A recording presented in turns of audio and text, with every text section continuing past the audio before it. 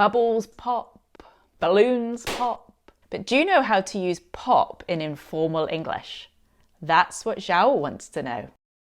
Some people asking me about pop in and pop out. What does it mean? Okay, that was Zhao's question, but we want to hear from you. So send us your questions to our email address. Now, on with uses of pop. Okay, so in informal English, pop just means go somewhere for a short time. So you can pop to a place. I'm just going to pop to the hairdressers. I'm back. Don't ask. You could also use pop with the preposition out. And this means you go out of the place you're in for a short amount of time. I'm just going to pop out and take this call. We often use it to talk about leaving home for a short time. I'm just going to pop out to get some milk. I'm back.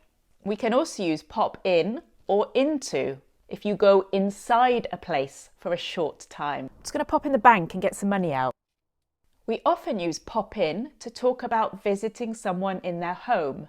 This is very casual and informal. Why don't you pop in for a quick cuppa? We can also use pop over or pop round to mean go to someone's house for a short time. Do you want to pop round for a cuppa later? It's very casual, very familiar. So I'll pop over means I'll come to your home. You pop over means you come to my home. Okay, I'll pop over and see you this afternoon. You could also pop back. It's getting cold, I'm going to pop back inside. You can also use other prepositions. So use pop up if you're going up somewhere for a short time.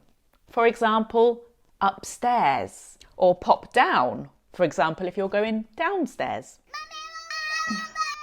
I'll pop up in a bit, I'm just doing some filming. Careful though, because sometimes words have more than one use in English. So pop up can also mean appear. Sian's videos keep popping up on my feed. So as you can see, pop is a very useful word to know in English. In British English, you might also hear nip. We use it in a similar way. I'm going to nip out. I'll nip round and see you later. I'm just going to nip upstairs. I'm just going to nip out for a walk. Okay, so we've looked at lots of ways to use pop to talk about moving somewhere. But you can also use pop in informal English instead of put. I'll pop the kettle on.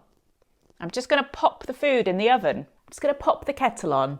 Oh, and I'll pop a bit of cake in the oven too. Just pop my glasses on, can't see very well. So as you can see, pop is super useful in English. But check below for some more information on this topic.